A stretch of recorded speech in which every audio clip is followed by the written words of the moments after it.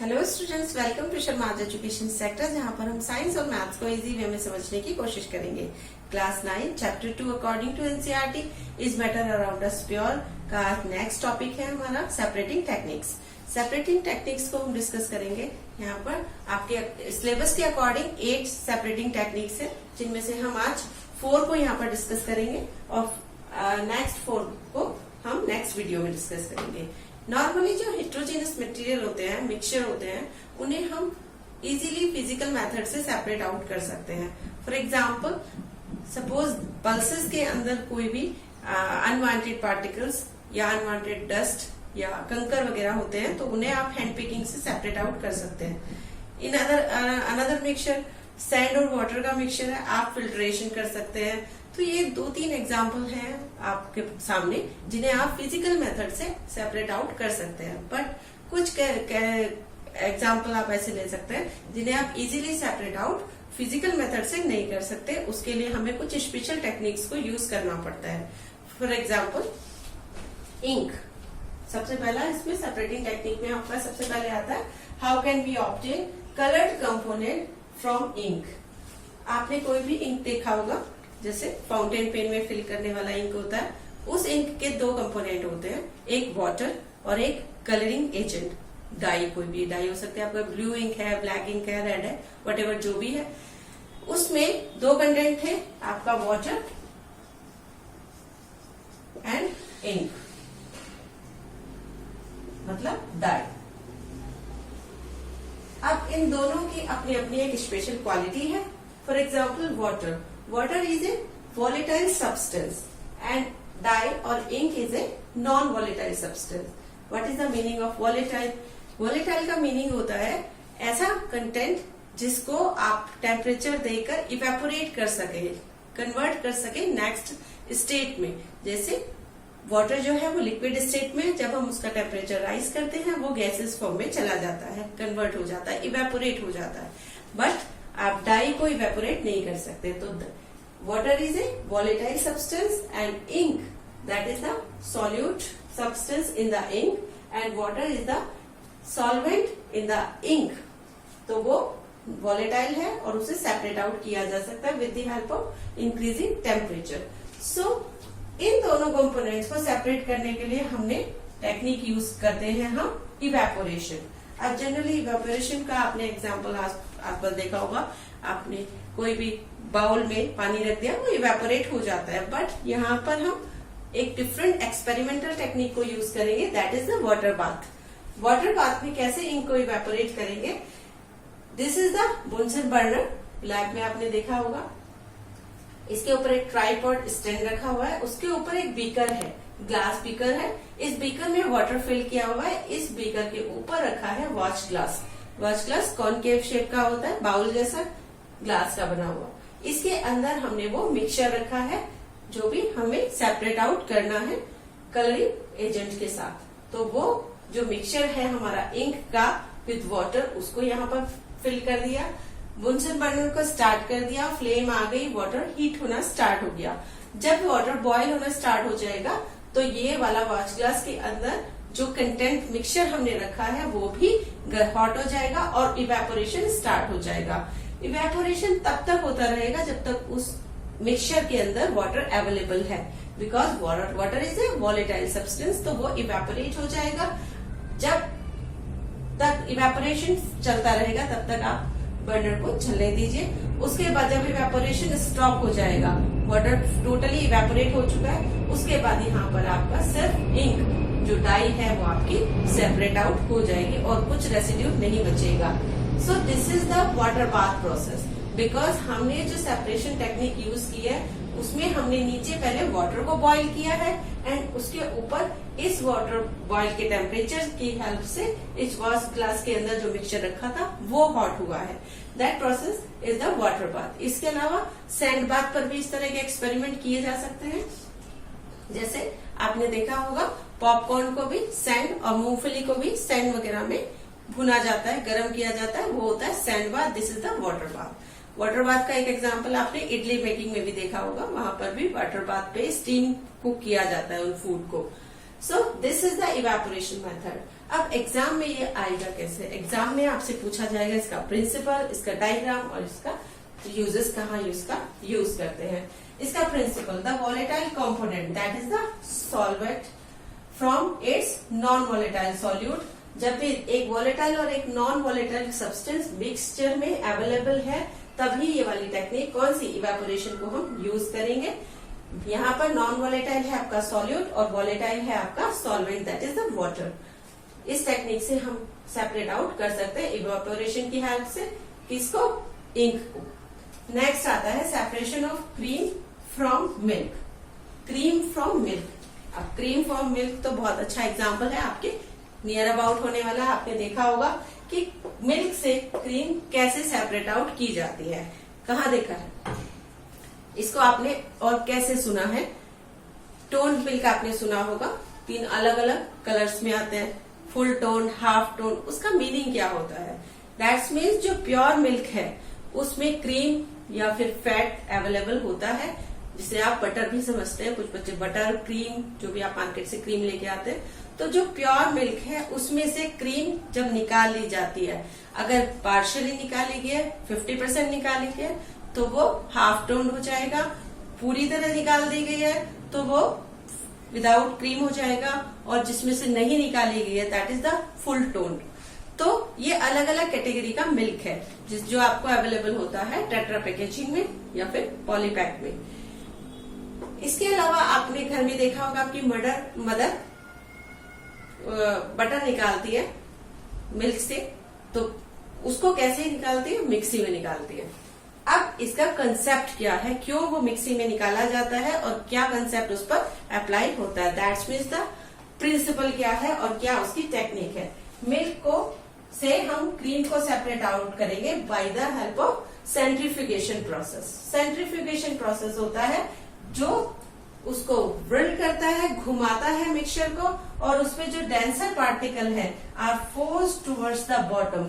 जो denser particle है वो फोर्स के साथ नीचे की तरफ फोर्स करके बॉटम में प्लेस किए जाते हैं, और लाइटर पार्टिकल जो है stay on the top layer and rapidly spun. वो बहुत ज्यादा स्पीडली उसको व्रिल किया जाता है, घुमाया जाता है मिक्सी को, और जिसकी हेल्प से जो डेंसर पार्टिकल हैं वो फोर्सफुली नीचे प्लेस हो जाते हैं और लाइटर पार्टिकल्स ऊपर टॉप पर फ्लोट करते हैं and then separated from the milk. ये जो टेक्निक है ये बहुत इंपॉर्टेंट है for the lab experiments, for the laboratory test. जैसे कि ब्लड आपने सुना होगा, ब्लड टेस्ट, यूरिन टेस्ट होता है, तो उसमें भी यही सेंट्रीफ्यूगेशन प्रोसेस यूज किया जाता है, जिसकी हेल्प से ब्लड में जो अवेलेबल है आरबीसी, डब्ल्यूबीसी, प्लेटलेट्स, उन सबको सेपरेट आउट कर दिया जाता है अलग अलग डेंसिटी के बेस पे। इसके अलावा यूरिन टेस्ट किया जाता है तो उसमें भी यही यूज किया जाता है। बटर का एग्जाम्पल हमने अभी लिया, बटर और क्रीम निकालने के लिए। इसके अलावा वॉशिंग मशीन में जो आपके वेट क्लोथ्स है उन्हें स्क्वीज आउट, ड्रायर यूज करते हैं, तो उसमें से भी पानी अलग करने के लिए यही प्रोसेस यूज किया जाता है। क्लियर हुआ स्टूडेंट्स? ये हो गया हमारा सेंट्रीफ्यूगेशन प्रोसेस। नेक्स्ट थर्ड आ जाता है हमारा separating a mixture of 2 immiscible liquid. 2 immiscible liquids, ऐसे 2 लिक्विड जो इमिसिबल हो। वैसे तो हमने पानी में ऑयल डाल दिया और स्टेयर कर दिया, कुछ सेकंड के लिए तो लगेगा वो उसमें, लेकिन कुछ सेकंड, आफ्टर सम सेकंड्स वो ऊपर फ्लोट करने लगेगा। तो वो 2 ऐसे इमिसिबल लिक्विड्स हमने मिक्सचर में मिक्स किए जो कभी मिक्स नहीं होते। उसे कैसे सेपरेट आउट करते हैं? With the help of separating funnel. This is the separating funnel structure. इसमें कंसेप्ट रहता है immiscible liquids separate out in layering depending on their density.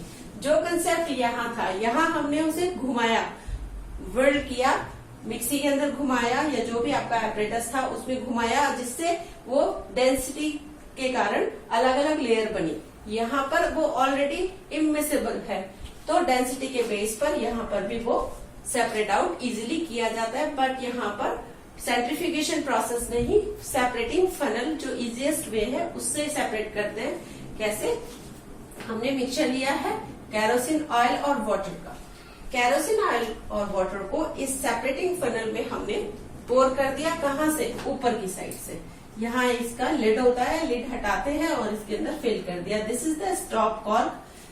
ये स्टॉप कॉर्क की हेल्प से इसको बंद कर देते हैं। जैसे आपके घर का टैप बंद हो जाता है, ऐसे ये टोटली टाइटली टैप बंद हो जाएगा। इसको बंद करके ऊपर से फिल करके कुछ टाइम के लिए सैचुरेट होने देते हैं, सेटल डाउन होने देते हैं।